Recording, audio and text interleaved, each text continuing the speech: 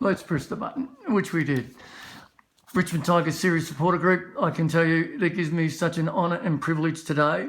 I'm sitting in the lounge room of Royce Hart. Now, before I say good day officially, Royce, I just want to run through a couple of things on your resume. You were born on the 10th of February in 1948. Now, when you came over to the Tigers, you ended up being a 4-time premiership player. You were 100 of the 100 Tiger treasures. You were classed as the class of the century. You're an Richmond Immortal. You're a 2-time winner of the Michael Roach Medal. You're in the Richmond Team of the Century. 2-time Jack Dye Medal winner. You played 187 games, 369 goals you kicked. You played between 67 and 77. You're in the AFL Team of the Century. You were the Richmond captain between 72 and 75. You're a Tasmanian Team of the Century. You are Tasmanian icon. You're in the Richmond Hall of Fame, the Tasmanian Hall of Fame, and the Australian Hall of Fame. Not a bad resume, mate, to be perfectly honest. Sounds okay. Jack Dye did say to me, once you retire, you get 50% better. I think he was right. I don't. I think no. These are the facts. Now, one thing is great. You've agreed just to do for the Richmond Tigers Series Supporter Group. We're going to be doing a series of interviews called Heart to Heart. But today, what we're going to do is we're going to concentrate on your early days growing up in Tasmania and talking about how you actually physically got to Richmond. Now, you grew up in Central Tassie with your older brother Lance and your 2 sisters Gail and Cheryl, and you gravitated towards sports and you really liked sport, but there is a word out there that Mum wasn't too keen on you playing footy because she thought it was a bit too rough. Is that true or false?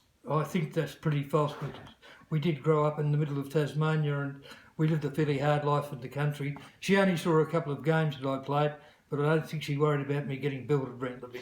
Well, that's spectacular. Thanks for clarifying that up. Now, you were educated at Clarence High School and you loved football and athletics. Now, did you have a football team that you followed in the VFL? Well, I followed Geelong because I think they were one of the top teams around that time, and Polly Farmer was playing with them and he was a great player and I admired him. Cool. Now, you actually played as a rover in the under-15 schoolboys team before you actually had a bit of a growth spurt. Is that right? That's right, and that's one of the reasons when I played footy in the VFL at the time that I was able to play on the ground as well as in the air, and only part of marking was marking the ball. The rest was recovering, trying to get it on the ground, and playing as a rover in my early days helped. Cool. Right. Now, true or false, you actually held a high jumping record at school level for over 20 years. Something like that. Then I read somewhere that someone broke it, and it wasn't Dustin Martin. Oh, well, he's just about done everything else, hasn't he? Hasn't he, Can't Royce? jump and mark. Now, when did football start to really take over when you were a kid? Oh, look, I think as you said, when I grew a foot in old terms in a year, and I started playing centre half forward, and that's when I really started to think that I could play okay. And you mentioned before my athletic background. These days, that players, if they're not athletic, can't play AFL football, and I grew up with that. Yeah, and you clearly, it was clearly something that wasn't really natural to a lot of blokes back then playing football, being athletic or being super fit. But what I do want to clarify something else. Now, even though you were eligible for the Clarence under-15 side, you were actually asked to play for the under-17 Clarence side, but their season hadn't started yet. You went and trained with the under-19 Clarence side, and you ended up playing with them. Is that right? It wasn't the under-15; it was the under-17s. I went down to play with after right, school, yep. And I got there, and they weren't training that particular night, and the under-19s were training, so I trained with them, and I was good enough to get a game with the under-19s, and I skipped the under-17s. Yeah, but you actually won the best first-year player, and then you won the best and fairest the following year. Is that right? Yeah, that's right. It seems a long time ago, and they've kept those records. Oh, look, no wonder. Then, while you were playing for the under-19s, your performances, they caught the attention of Harry Jenkins, who was the Tasmanian-based recruiting scout for Richmond at the time. Is that right? Yeah, that's right. And I think there's an award at Richmond named after the great Harry Jenkins. And I think he recruited Michael Roates. Although I don't know whether Roates he realises, but Jenkins had something to do with it. Right. Okay. It's quite. It is. It is on record now that that the Tigers came down and Mum said we don't want money, just get him 6 shirts and a suit. That's not what I really want to give. But everybody knows that. What was the sort of things that got you to Richmond? What appealed from growing Richmond? Were you put under any? Well, I think I was at a stage like most people in those days were anxious to get out of home. It's not like the kids today. They can't kick them out. They want to stay at home all the time. I think in my day, when you got 16 or 17, you wanted to get out and make it for yourself. And I think that was more the reason than anything else. Although I was playing footy okay at the time, and I wanted to do as well as what I could at football, and VFL at that time was the best going around. And as a youngster then, you were thinking about Richmond. What were your thoughts about joining Richmond? Well, I think it's been documented. I didn't even know where Richmond was. Yeah. And I just knew that the main footy, because of the replays of on television of a Monday night here in Tasmania, I used to watch those, and I dare say anyone who could play a bit wanted to play at the best, and I knew that the VFL was the best, and I wanted to go there. Okay, so you got signed up with Richmond. Was anybody else chasing you at that particular time? Well, at one stage, I think Melbourne asked about me, but I'd already signed at Richmond at the time. But it wasn't like it was today. They wouldn't know much about Tasmanian football, and they had to come down and see it. And I don't think they had the talent scouts that they've got nowadays. Right, okay. So you packed up your bags and you went to Richmond, and you got a transfer with the bank because you were working with the bank at the time. Is that right? With the Commonwealth Bank, and if you were transferred in your employment, you didn't need a clearance, and I was transferred in the Commonwealth Bank. In actual fact, I worked in William Street at the time of decimal currency, and a few people wouldn't know this. I was number 1 teller, and with a changeover from decimal currency. Oh, if you don't mind. So I could count money. But Right. I didn't get any from Richmond. And so when you got to Richmond, how were you looked after? Where did you... Because there is once again, confirm or deny, there's a story going around that you actually lived with Graham Richmond. Is that right or wrong? No, I didn't. I lived in Kew. I lived about 2 kilometres. Graham Richmond lived in Barkers Road in Hawthorn, which is the next suburb, and I lived in a boarding house with a lady for about 12 months, and I think that John Northey had some connection with the boarding house that I lived in. Right. And I had to pay my own board. Did you? My word, I did. But they paid the airfare over. And someone said on one of the shows, may have been the footy show at one stage, that I got £20. I didn't get £20, or I didn't see it. Someone else took it. Right, but yes, no, there is a story, and it actually documented that said you did get, that you did get to £20. No. What sort of remuneration were you paid in your first year in with it? Do you remember? Oh, look, I wasn't paid anything much. I remember Slug Jordan coaching the under-19s. We played Geelong at Punt Road in the under-19s. It was a wet day, and I think I kicked 8 goals. And Slug Jordan, who was pretty tight, and the quid came in. This was before decimal currency, gave me 10 shillings, and I thought that was Christmas on a stick. Nice. But Slug Jordan wasn't known. He's known for handing out swear words, but he wasn't known for handing out money. Now, at that particular time when you joined Richmond, then you joined at the same year that you joined Richmond, a lot of other young who went on to be notables at the time with the club. Well, before you go on with that, I was staying at this house in Kew, and a guy by the name of Tony Williams came over from Hobart, and it was the time of the bushfires, and he trained at Richmond, and he turned out to be the father of Paul Williams, who was a famous player with Collingwood and the Sydney Swans. Yep. I think he played in the premiership side. And I lived with his father. His father went back to Tasmania after the bushfires and never came back. And he could have been a Tiger too. Right. So they missed out on Paul and Tony. Oh, ouch. Oh, that hurts. Good players. That hurts. And who did you hang around with in those early days in the in your very first year? Well, I trained 6 nights a week in the gym. I went into Frank Sedgman's gym in Little Collins, and there was a guy in there, an instructor called Stan Nichols, who was responsible for Margaret Smith at the time, doing weights and tennis, and she became a champion tennis player. So I spent a lot of time in there. And maybe Johnny Perry, who ended up being on the bench in the 67 premierships, and he had a famous hotel just out of Wodonga called the Blazing Stump. I think he's still got it. Got a lot of money, Johnny Perry, they tell me. Just been made a life member of the club too. He has too. Now, because you were actually around about 69 kilos back then when you first arrived. I was 10 stone 12. Now, I don't know what that is in kilos, Yeah. but I was 10 stone 12, and I went into the gym and built myself up and played my first game, I think, at 13 stone 4, which I think is about 90 kilos. I don't know. Yeah. And what was the training regime like back then? Oh, it was bloody hard. We trained harder than any other club in the competition under Tommy Hafey. Hafey was years before his time, and he trained us really hard. And it was one of the reasons that once we got to finals in later years, we were always confident of doing well because we were fit enough. So in 66, when you were predominantly playing in the reserves, did you have much to do with Tom Hafey?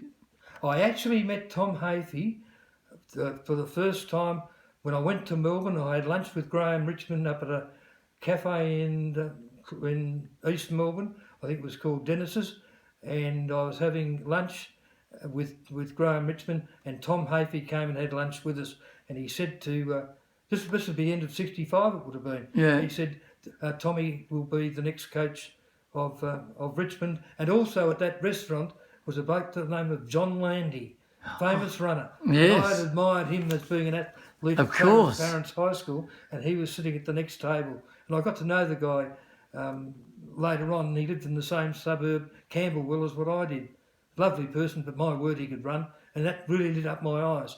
I met Tom Hafey, the future coach of Richmond, and John Landy, the first trip I went to Melbourne. And sitting at the table as Royce Hart, boy, wouldn't you love Royce it? who? Wouldn't you have loved wouldn't you have loved a photo then? Yeah, I would have done. But there were a lot of pressure on all you young blokes that because there'd been a massive recruiting drive to get young blood into the club from after a long period of basically barrenness from the Tigers' point of view. Did you young guys sort of like develop? Did you sort of like bond? Did you? Well, I think so. We wasn't conscious of doing it, but the reason why Richmond was successful over a long period of time, because the players like the Greens and the Richardsons, the Bartletts, the Burkes, the Clays stayed together for 10 years and we won 4 premierships. And not being realising that we were bonding, we were actually knocking around together, and we didn't call it bonding. No. We just called it good mates, I think. Yeah. No. And who were your best mates back then?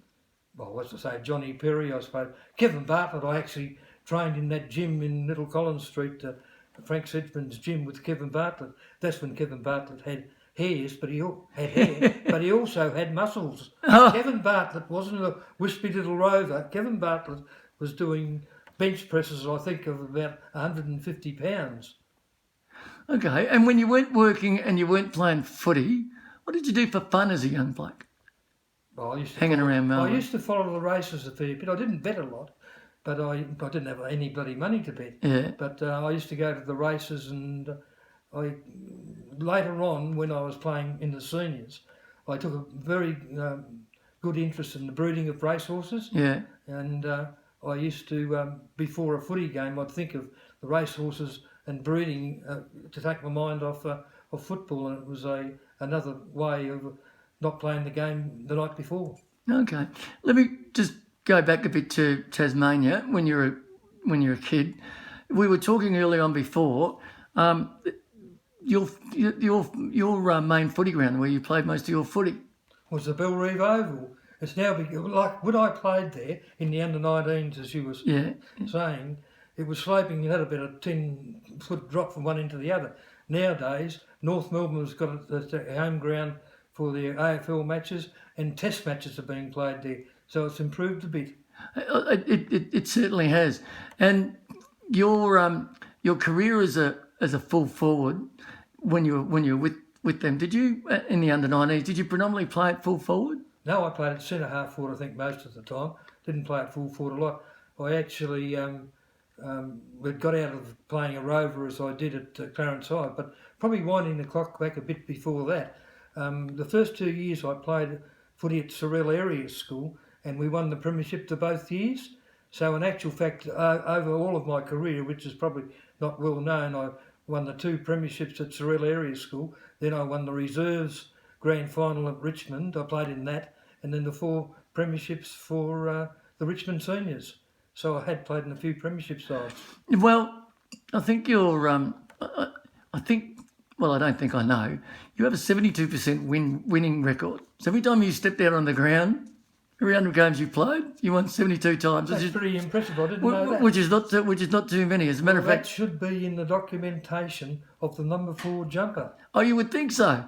And you played, and I know we talk about your junior days, but in your seniors, I think you played in, I think it was 19 finals for 1 draw, 4 losses, and 14 wins.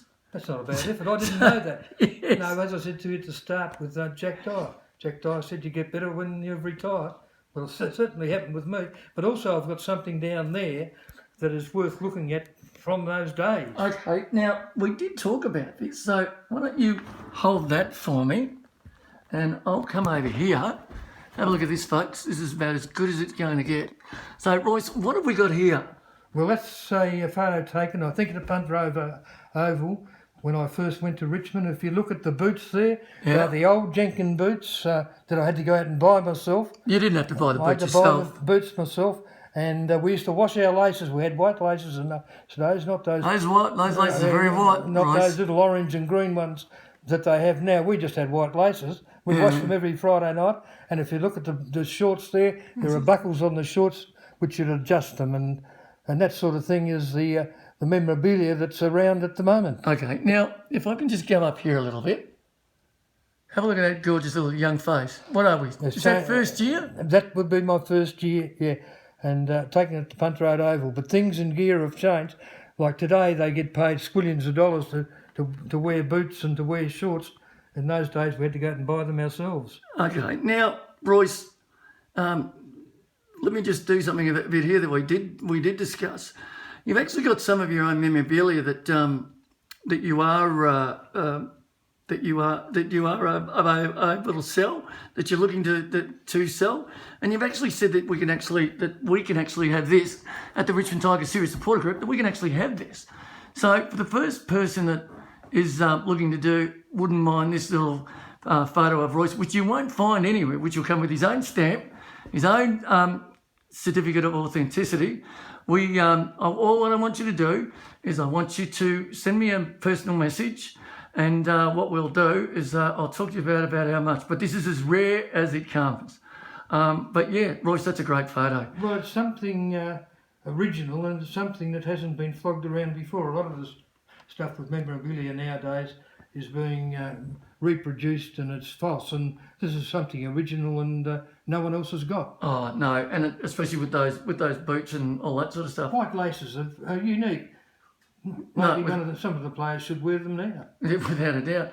Okay, well, look, let me take that off your hand and we'll just tidy this up. Okay, so that was your early memories, and basically they were happy memories at Richmond in the early days. Oh, look, I wouldn't trade them for anything. In fact, if I got a big amount of money to go there, as they do these days, I don't think you'd be any happier because we had success, as I say, 4 premierships in 10 years, and if you include the seconds one, that's 5 in about 12. Okay, and what I want to finish up on is simply this. I need you to clarify another thing for me, that there's a bit of, uncertainty out there. We are playing the grand final in 1966 in the seconds. It's a fact that you kicked the winning goal. There's 2 questions I need to ask. Were you 60 metres out? And was it A, after the siren, or B, about 45 seconds before the final siren? Well, I'll answer the second part first. It was 20 seconds to go, I think, and it's getting longer. So how far do you reckon you were out when you kicked I'm it? buggered if I know. Maybe about 70 yards. Yeah. They were actually taking me from full forward to the half forward flank, and I was going out there, and the ball came, and I marked it, and I remember taking the mark, and a little guy called Barry Teague, a rover with the Richmond Seconds, came up to me, and I think there was 1 point difference, and he said, "For Christ's sake, kick a point, and we'll be back here next week." I Beautiful. ended up kicking a goal, and we won. Beautiful. All right. Well, look, I'll tell you what, Royce. Well, let's leave that early. Let's leave that part there. This, ladies and gentlemen, has been an absolute pleasure to bring you the early part of Royce Hart in our Heart to Heart series. We will be bringing you loads more as we start moving towards the which is my favourite. The drought-breaking 1967 grand final, and that'll be our next little chat that we have with Royce. But Royce, for the moment, thanks so much for having us, and on behalf of the Richmond Tigers Series Supporter Group, thank you so much for having a chat with us. No problem.